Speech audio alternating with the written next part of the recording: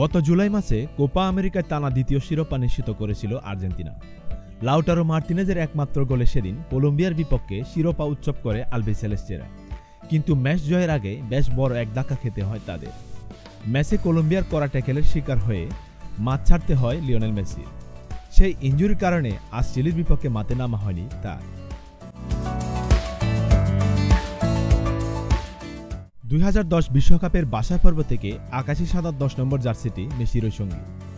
ইনজুরির কারণে কয়েক ম্যাচে তার অনুপস্থিতিতে অন্য কেউ গায়ে জড়িয়েছেন এই 10 নম্বর জার্সিটি। আর চিলির বিপক্ষের ম্যাচে আজ সেটা ছিল পাওলো দিবালার কাছে।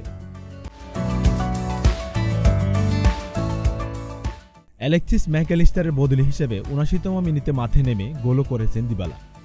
ইতালিয়ান ক্লাব রোমার অ্যাটাকিং মিডফিল্ডার আগে 21 নম্বর জার্সি পরেছেন, কিন্তু মেসির 10 নম্বর জার্সিতে পরেই যেন সৌভাগ্যর পরশ পেলেন তিনি।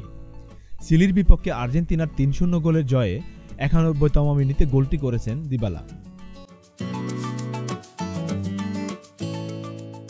ম্যাচ শেষে সংবাদ মাধ্যমকে দিবালা বলেছেন, আমি জানি জার্সিটা আমার নয়, সবাই জানে এটা লিওর।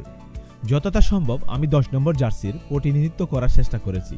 কেউ কেউ বলেছেন এটা আমার পরা উচিত, এটা নেওয়া উচিত কিনা তা বুঝতে পারছিলাম না, কিন্তু দায়িত্ব পালন করে ভালো লাগছে।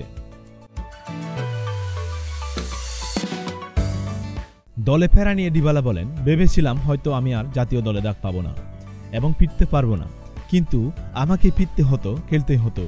ভাগ্য আমাকে আবার জাতীয় দলে নিয়ে এনেছে, তাই যখন এই জার্সি পরবেন তখন সেরাটাই আপনাকে দিতে হবে।